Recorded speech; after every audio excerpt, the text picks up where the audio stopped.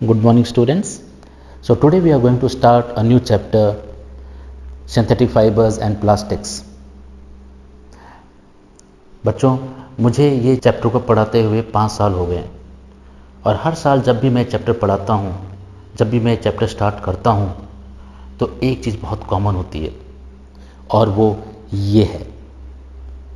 बच्चे, जैसे ही मेरा पीरियड स्टार्ट होता है और जब तक मेरा पीरियड एंड नहीं होता, वो बहुत अच्छी गहरी नींद में जाते हैं और जब वो उठते हैं तो बहुत फ्रेश फील करते हैं। मैं यही उम्मीद कर रहा हूँ कि जो भी मेरी आज ये आवाज़ सुन रहे हैं वो भी यही करेंगे। तो आइए मैं आपको सिंथेटिक फाइबर्स एंड प्लास्टिक की लोरी सुनाता हूँ। कई साल पहले जब आप 6th क्लास में थे तो आपको अगर याद होगा, there was a chapter fibre to fabric, और उस फाइबर टू फैब्रिक में आपने पढ़ा था नेचुरल फाइबर्स के बारे में जो आपको प्लांट से मिलते हैं, याद होगा। और you read about cotton fibres, you read about jute fibres. तो ये 6th में आपने पढ़ा था। फिर आप पास हुए और आप चले गए 7th क्लास में। Now in 7th class you had another fibre to fabric topic और उसमें आपने पढ़ा था the fibres we get from animals. तो 6th में आपने पढ़ा फाइबर्स फ्रॉम प्लांट्स, 7th में आपने पढ़ा फाइबर्स फ्रॉम एनिमल्स, और 8th यानी कि अभी आप पढ़ेंगे fibres which are synthetically produced, fibres जो हम इंसानों ने बनाए हैं। ये फाइबर तब बने थे जब मैं अपना लेसन पढ़ा रहा था और उसमें से एक बच्चा जो उसका दिमाग बहुत तेज़ था वो सो गया। वो सोया और सपने में उसने कुछ एक्सपेरिमेंट्स किए और उस एक्सपेरिमेंट्स में उसने कुछ नया सीखा। जब वो उठा उसके पास आइडियाज़ थे और वो आइडिया लेके अपनी उसने फैक्ट्री खोली और उसने एक फाइबर बना डाला और वो फाइबर था नायलॉन, और इससे शुरुआत होती है हमारे सिंथेटिक फाइबर्स की। वैसे इस चैप्टर में 2 बहुत ही इंटरेस्टिंग कैरेक्टर्स भी हैं and from last 5 years I am seeing their faces, और आपने भी उनके चेहरे देखे होंगे, और वो है बूझो और पहेली। ये बहुत सवाल करते हैं, पिछले 5 साल से इनको अपने सवालों के जवाब नहीं मिले हैं, but what I have decided this year that I am going to answer their questions. तो फ्रेंड्स, ये पूरा चैप्टर जो है बूझो और पहेली को डेडिकेट करते हुए हम इस चैप्टर में आगे बढ़ते हैं। What are synthetic fibers? And it's not difficult to answer. Synthetic fibers are fibers which are produced or made by man. We are not dependent on nature, either plants or animals, to get these fibers. तो ये क्या हो गए हमारे? ये हमारे synthetic fibers हो गए। Now इस कैटेगरी के अंदर we are going to learn 4 types of fibers which are there in your book. There are many other types of synthetic fibers, but under our syllabus we are going to focus on 4 synthetic fibers, and they are rayon, nylon, polyester and acrylic.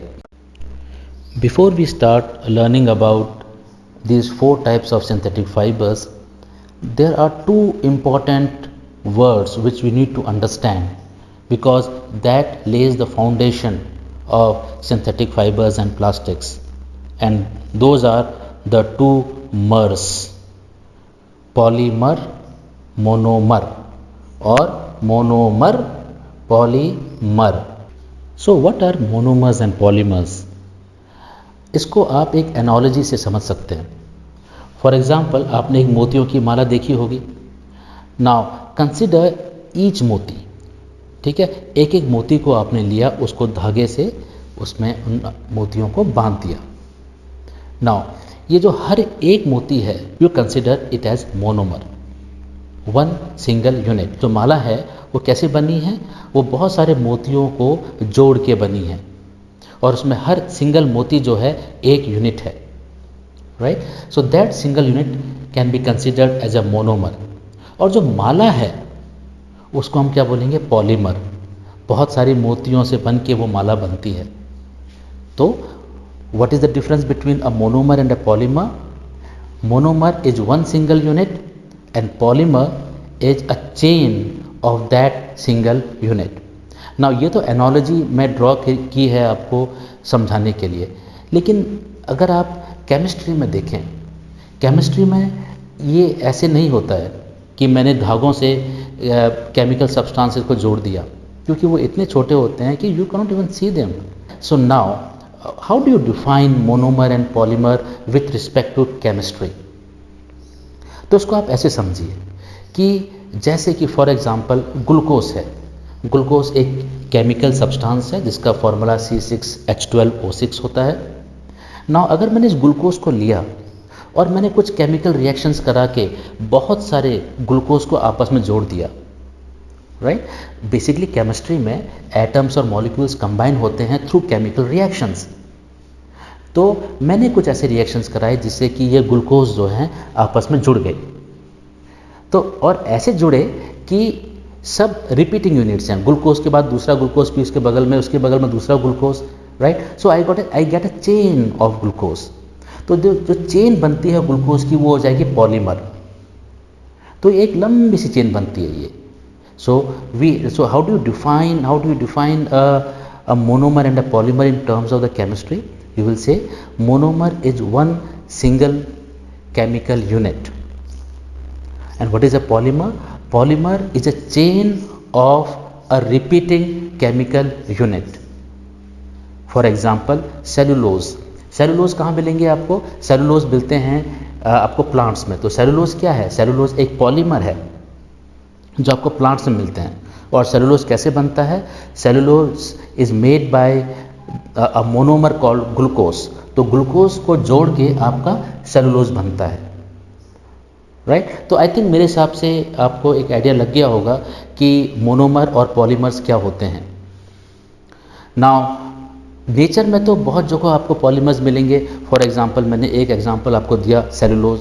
Then we have your hairs, they are actually made up of polymers, right? Proteins polymers होते हैं, DNA polymer होता है।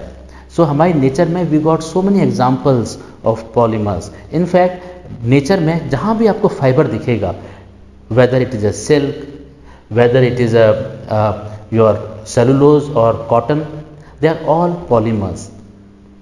But when we talk about synthetic fibers, वहाँ पर हम लोग क्या करते हैं कि हम लोग रिएक्शन के थ्रू वी कंबाइन दो single monomer chemical units and make a polymer out of it. And all this examples, nylon, polyester, acrylic, they have all been made through this process where each of those fibres will have some monomer units, और उसको फिर हम reaction के through polymers बनाते हैं। Now this process of changing a monomer into a chain of monomers to make a polymer is called polymerization. तो polymerization क्या होता है? It's the process of making polymers. Polymers बनाने के process को polymerization बोलते हैं। तो I think now you have got an idea of the three words which I just discussed. One is monomer, second is polymer, and third is polymerization. One more thing to be added here is that till now you have an idea about polymers as one single chain of monomers side by side. मैंने आपको analogy भी दी वो necklace की, जहाँ पर monomers जो हैं side side से जुड़े हुए हैं और they are forming a long chain.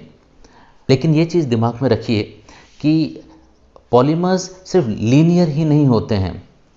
आपकी बुक में 3 इमेजेस दे रखी हैं। They are 3 images given in your book, one showing a linear chain of polymers, one showing a branched chain of polymers, and third is cross-linked chain of polymers.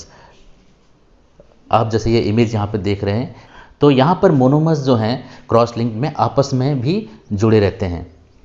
Now इसमें एक चीज़ आप दिमाग में ज़रूर रखना, that if I ask you that what is the difference of strength between a linear chain of polymer और cross link chain of polymer, यानी कि अगर मैं आपसे ये पूछूं कि दोनों में से कौन सा स्ट्रांग रहेगा, कौन सा फाइबर स्ट्रांग होगा, लीनियर चेन वाला फाइबर स्ट्रांग होगा कि क्रॉस चेन वाला फाइबर स्ट्रांग होगा, तो आप बोलेंगे कि sir in comparison when we compare both of the fibers, the cross linked chain polymer और फाइबर विल बी स्ट्रॉन्गर। और समझना बहुत डिफ़िकल्ट भी नहीं है इसको, बिकॉज इसमें मोनोमर्स की जो यूनिट्स हैं आपस में भी जुड़ी रहती हैं, as you can see in the diagram.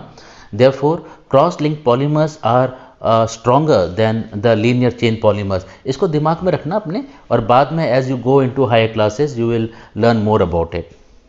So we have an idea about that through the process of polymerization we can make synthetic fibers, and in our syllabus we will be discussing about 4 synthetic fibers, that is rayon, nylon, polyester and acrylic.